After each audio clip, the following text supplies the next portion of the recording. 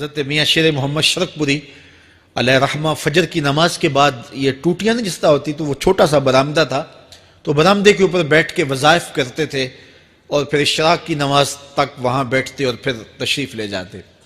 گرمی کی شدت تھی تو حضرت فرائض کی ادائیگی کے بعد وہاں چلے گئے، تو نمازیوں نے آپس سے مشورہ کیا کہ یار حضرت کو عرض کریں کہ بارش کے لیے دعا کی جائے۔ تو حضرت جا کے وہاں اپنے وظائف میں لگ گئے، تو انہوں نے کہا چلو ہم مسجد کے سین میں کھڑے ہو جاتے، حضرت توجہ کریں گے تو عرض کریں گے۔ تو جتنے نمازی تھے وہ سارے صحن میں کھڑے ہو گئے اور برآمدے کے اوپر میاں صاحب وظائف میں لگے۔ جب آپ کی نظر پڑتی نا لوگوں کی جانب، تو جتنے بھی نمازی تھے سارے ہاتھوں سے اشارے کر کے کہتے یعنی دعا کرو، زبان سے نہ بولتے، ہاتھوں کو ایسے ہلاتے اور یہ کہتے کہ ادھر آسمان کی طرف اشارہ کر کے کہتے دعا کرو۔ میاں صاحب پھر وظائف میں لگ جاتے۔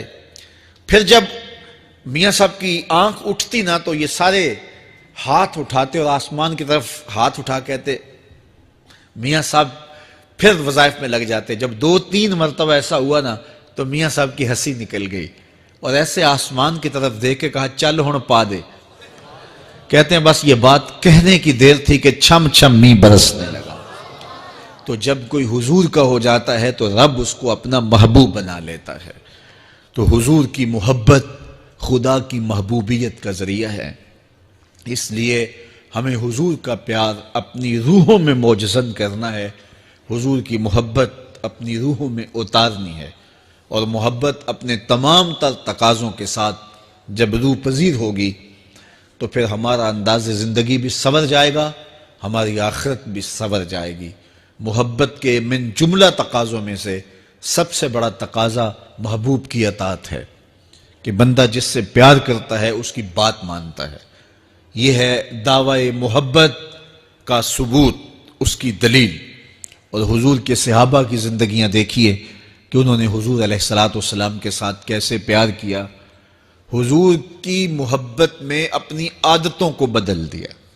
حالانکہ عادتیں نہیں بدلی جاتی، 2 سکے بھائی ہوں، رشتہ کتنا گوڑا ہے، اور ایک گھر میں پرورش پائی ہے، ایک گود میں پلے ہیں، ایک باپ کے گہوارہ تربیت میں رہے ہیں، لیکن طبائع میں اختلاف یہ ایک فطری بات ہوتی ہے۔ ہمارے پاس لوگ آتے ہیں 2 سکے بھائی ہوتے ہیں، ایک کی طبیعت ادھر کو جا رہی ہوتی ہے، دوسرے کا مزاج ادھر کو جا رہا ہوتا ہے، ایک سخت نرم مزاج ہوتا ہے اور دوسرے کی آنکھوں سے انگارے پھوٹ رہے ہوتے ہیں، ایک معاف کر دینے والا ہوتا ہے، ایک سخت غصیلا ہوتا ہے، ایک کی طبیعت کے اندر تلخی کی چنگاریاں ہوتی ہیں اور ایک کی طبیعت کے اندر نرمی کے پھول ہوتے ہیں، آپ نے بھی دیکھا ہوگا۔ تو یہ ایسا ہوتا ہے۔ اب اسی طرح کھانے پینے کی چیزوں میں طبائع کا اختلاف یہ فطری بات ہے، ایک کو ایک چیز پسند ہوتی ہے، دوسرے کو وہ چیز پسند نہیں ہوتی ہے۔ بعض اوقات ماں کو مسئلہ ہوتا ہے کہ یہ چیز اگر میں تیار کرتی ہوں تو میرا دوسرا بیٹا نہیں کھاتا، تو اس کے لیے بعض سے الگ سے کوئی چیز تیار کرنی پڑتی ہے کہ اس کی ڈیمانڈ یہ ہے اور میرے اس بیٹے کی ڈیمانڈ یہ ہے۔ مائیں مزاج سمجھتی ہیں، ایک آغوش میں پرورش پانے کے باوجود خون ایک ہے، گہوارہ تربیت ایک ہے، دودھ ایک ہے، لیکن طبیعتوں کے اندر اختلاف پایا جا رہا ہے۔ لیکن صحابہ کی زندگیاں دیکھیے، انہوں نے اپنی طبیعتیں بھی حضور کی طبیعت کے سانچے میں ڈھال دی۔ حضرت انس بن مالک کو کسی نے دیکھا کہ وہ شوربے سے کدو کے ٹکڑے نکال نکال کے کھا رہے ہیں، تو کہا یہ کیا کر رہے ہو؟ کہا میں نے ایک دن حضور کو یوں کرتے ہوئے دیکھا تھا۔ تو طبائع کا اختلاف یہ ایک فطری اختلاف ہوتا ہے، لیکن صحابہ نے اس کو بھی چھوڑا اور حضور کی محبت کے سانچے میں ڈال دیا۔ پھر اس چیز کا انتظار نہیں کیا کہ حضور کا فرمان کیا ہے، حضور کی چاہت پہ اپنے مزاج کو بدلا۔ اللہ اکبر۔ حضور علیہ السلام مدینہ المنورہ کی گلی سے گزر رہے تھے، ایک گنبد نما مکان بن رہا تھا، اور ایسے مکان حضور کو پسند نہیں تھے۔ تو آقا کریم علیہ السلام نے پوچھا یہ مکان کس کا ہے؟ کہا فلاں انصاری کا ہے۔ حضور گزر گئے، چہرے پہ تھوڑے سے ناگواری آثار حویدہ ہوئے۔ کسی نے اس صحابی کو بتا دیا کہ حضور گزرے تھے، تیرے مکان کو دیکھا، شاید پسند نہیں آیا۔ 2-4 دن کے بعد حضور دوبارہ گزرے، دیکھا کہ وہاں ملبے کا ڈھیر پڑا ہوا تھا۔ فرمایا اس صحابی کو بلاؤ، بلایا گیا، کہا میں پرسوں ترسوں گزرا تھا، تیرا مکان دیکھا تھا، یہ کیا ہوا؟ عرض کی میں نے گرا دیا ہے۔ فرمایا کیوں؟ عرض کی سنا تھا آپ کو پسند نہیں، سنا تھا آپ کو پسند نہیں۔ میں اور آپ دیکھیں ہمارا کیا کیا حضور کو پسند نہیں، سر سے لے کر پاؤں تک، نجی زندگی سے لے کے سیاسی زندگی تک، اپنے امور ذات سے لے کر کے اپنی معاشرتی زندگی تک، ہمارا کیا کیا حضور کو پسند نہیں، اور ہر وہ چیز بدل دیں جو حضور کو پسند نہیں۔ محمد دی زیارت محمد دے رنگ وچ، اے ٹھگ بازیاں جانے پیارا محمد صلی اللہ علیہ وسلم۔ میرے شیخ کامل کا ایک شعر ہے، اور وہ شعر اتنا وزنی ہے کہ اگر میرے پاس جواہر لال موتی ہوں اور میں ایک پلڑے میں ڈال دوں اور ایک پلڑے میں یہ شعر رکھ دوں تو یہ شعر پھر بھی بھاری ہوگا۔ یاری لا تو پاک نبی سنگ، اے پر پوری یاری، پھر درود قبول ہے تیرا لکھ نہ لوں ایک واری۔ 1.25 مرتبہ درود پڑھنا ایک طرف، اور ایک دفعہ حضور کی ذات پہ درود پڑھنا، ان کی محبت کے سانچے میں یوں ڈھل کر کے جو وہ کہتے ہیں وہ میری زندگی کا عمل ہے، یہ اس سے وزنی ہے، یہ اس سے بھاری ہے۔ تو حضور کی محبت، حضور کے ایک صحابی تھے، وہ حضور کو ملنے آئے، اور آئے تھے بحرین سے۔ اچھا، انہوں نے حضور کو سلام کیا تو حضور نے رخ پھیر لیا، ناراضگی کا اظہار کیا، تو وہ سمجھے کہ شاید حضور نے ایسے ہی رخ پھیرا، تو جدھر حضور نے رخ پھیرا وہ ادھر جا کے سلام کرتے ہیں، تو حضور نے پھر رخ پھیر لیا، سمجھ گئے کہ حضور ناراض ہیں۔ اب انہیں سمجھ یہ نہیں آ رہی تھی کہ ناراضگی کا سبب کیا ہے۔ وہ اصحاب رسول سے پوچھنے لگے کہ حضور مجھ سے ناراض لگتے ہیں، آپ میں سے کوئی بتا سکتا ہے کہ حضور کیوں ناراض ہیں؟ اللہ اکبر! آج تو کوئی بڑا باپ ہو، مرشد ہو، استاد ہو، ناراض ہو جائے اور شاگرد کو ناراضگی کی وجہ معلوم نہ ہو تو وہ الٹا ناراض آگے سے ہو جاتا ہے کہ میں نے جرم کیوں کیا ہے کہ استاد کا مزاج بگڑ گیا ہے۔ اللہ اکبر! لیکن ذرا دیکھیے، رنگ دیکھیے محبت کے، وہ صحابہ سے پوچھتا پھرتا ہے کہ حضور مجھ سے ناراض ہیں، مجھے بتائیے کہ کیا سبب ہوا؟ تو انہوں نے کہا کہ یہ تیرے ہاتھ میں جو سونے کی انگوٹھی ہے، اس سے حضور ناراض ہیں، کیونکہ حضور اس کو منع کر چکے ہیں۔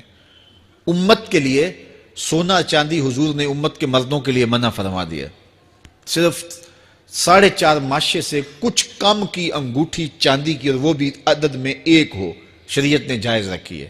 اگر 2 ماشے کی 2 ہوں گی تو پھر بھی جائز نہیں۔ عورت کو جائز ہیں 10 انگوٹھیاں پہنے، سونے کی پہنے، چاندی کی پہنے، یہ اس کا زیور ہے۔ مرد کو زیور کی ضرورت نہیں ہے، زینت کی ضرورت نہیں ہے، لہذا مرد کے لیے 1 انگوٹھی رکھی گئی ہے، وہ بھی اس لیے کہ اگر وہ کہیں مشکل میں ہو تو اس کو بیچ کر کے 2 وقت کا کھانا لے سکے۔ باقی اس کے لیے انگوٹھی 4.5 ماشے سے کم کا چاندی یا سونا 1 ماشا ہی کیوں نہ ہو، اس کے لیے جائز نہیں ہے۔ تو اس نے سونے کی انگوٹھی پہن رکھی تھی، لیکن اسے حرمت کا پتہ نہیں تھا، تو اس نے کہا کہ حضور مجھ سے کیوں ناراض ہیں؟ تو صحابہ نے کہا شاید یہ اس انگوٹھی کی وجہ سے ناراض ہیں۔ تو اس نے یہ نہیں کہا کہ مجھے تو پتہ ہی نہیں تھا، میرا کیا قصور؟ خیر، اس نے انگوٹھی اتار کے حضور کو پیش کرتے کہا حضور آپ اس وجہ سے ناراض ہیں؟ حضور نے انگوٹھی پکڑی اور ایسے پھینک دی، ناراضگی کی وجہ ختم ہو گئی، وہ بیٹھ گیا، بات شروع ہو گئی۔ اللہ اکبر! جب سلسلہ کلام ہوتا رہا، جب مجلس برخاست ہوئی، لوگ اٹھ کے گھروں میں جانے لگے، وہ بھی اٹھا اور الٹے پاؤں سے پیچھے چلا، تو کسی نے اس کو کہا وہ انگوٹھی تو اٹھا لو، سونے کی انگوٹھی ہے، قیمتی ہے، چلو تمہارے لیے پہننا جائز نہیں، تمہاری بیوی کے لیے تو جائز ہے۔ تو اس نے کیا جواب دیا سنیے، اس نے کہا واللہ لا آخذہ وقد طرحہ رسول اللہ صلی اللہ علیہ وسلم، اللہ کی قسم میں اس انگوٹھی کو کبھی بھی نہیں اٹھاؤں گا جس کو میرے حضور نے پھینک دیا ہے۔ تو یہ تھی ان کی محبت، یہ تھا ان کا انداز۔ تو آئیے میں اور آپ حضور سے اگر محبت کرتے ہیں تو حضور علیہ السلام کا طرز زندگی، حضور کا انداز معاشرت اختیار کریں۔ کثرت کے ساتھ مائیں بہنیں بیٹیاں بھی موجود ہیں، وہ بھی اپنی اولادوں کی تربیت اس نہج سے کریں کہ وہ حضور کی سنت، حضور کی سیرت اور حضور کی اتباع کے سانچے میں ڈھل جائیں۔ زندگی کا مقصد ہی یہی ہے۔ آئے، بڑے ہوئے، جوان ہوئے، بوڑھے ہوئے، چلے گئے، ہم سے پہلے بھی چلے گئے، ہم بھی چلے جائیں گے، بعد میں آنے والے بھی چلے جائیں گے، لیکن حقیقی کامیابی اس کو نصیب ہوئی جس نے اس دنیا پہ آ کے دنیا کی زندگی کے مقصد کو سمجھا۔ ہم آئے کیوں تھے، زندگی کس لیے ہمیں دی گئی تھی۔ اکبر الہ آبادی نے کیا ستھری تنقید کی تھی، کیا بتائیں احباب، کیا کارنمایاں کر گئے، بی اے کیا، نوکر ہوئے، پینشن ملی اور مر گئے۔ یہ کوئی کام نہیں ہے، ہماری زندگی کا کوئی مقصد ہے جس لیے ہم انسان ہیں، اشرف المخلوقات ہیں۔ دیکھیے گدھا سارا دن بوجھ اٹھاتا ہے، اللہ اکبر۔ میرے صاحب نے گدھے سے بھی ایک موازنہ کیا ہے کہ سارا دن جو ہے وہ بوجھ اٹھائے اور کام کرے، اور پھر مالک اس کو غذا بھی نہ دے، وہ جا کے روڑیوں سے اور باہر سے جا کے چر کے پھر آ کے کام مالک کا کرے، مالک اس کو دے بھی نہ، اور وہ باہر سے کھا کے آئے اور کام مالک کا کرے۔ تو اگر بندہ ہو کے، انسان ہو کے اگر نہ کرے تو میرے حضور نے ایک لمبی ربائی ہے، اس میں آخر میں لکھتے ہیں تو چنگا یعقوب یا کھوتا تینوں شرم نہ آوے، کہ اگر وہ ایک گدھا بھی کام کرے، اپنی پیٹھ پہ بوجھ لا دے، اور تو اپنے مالک کے لیے کچھ نہ کرے، اور ساری نعمتیں مالک نے تجھے دی ہیں اور عزتیں اور آبرویں تیرے نام کی ہیں، اور تو اس کا حق ہی ادا نہ کرے، تو پھر کس طرح تیرے سے، تو پھر اولئک کل انعام بل ہم اضل، فرمایا تو چوپایا ہے بلکہ چوپایوں سے بھی بدتر ہے۔ تو میں اور آپ اپنے آپ کو انسان ثابت کریں، آج موقع ہے۔ سے ثابت نے اجے حواس تیرے، سے ثابت نے اجے حواس تیرے، کر لے نیکیاں رج کے تو، اڑیا رب رسول کیوں پل بیٹھوں، آ رب رسول ول پج کے تو، آئی موت ایتھے رہسن کم تیرے، آئی موت ایتھے رہسن کم تیرے، نیکیاں کر لے بھج کے تو، کی آکھ سن لوگ یعقوب تینوں، جب ٹر پیوں سر منہ کج کے تو۔ وہ وقت آئے گا جب تنیاں باندھ دی جائیں گی، جب دونوں جانب سے کفن باندھ دیا جائے گا، پھر پردہ ہٹا کے دیکھا جائے گا، پھر بند کر دیا جائے گا۔ وہ لمحے کتنے دردناک ہوں گے، وہ گھڑیاں کتنی دردناک ہوں گی۔ آج مجھے اور آپ کو اللہ نے موقع دیا ہے، تو آج حضور کی سیرت کو اپنانے کا، اپنی روحوں میں اتارنے کا عزم کر کے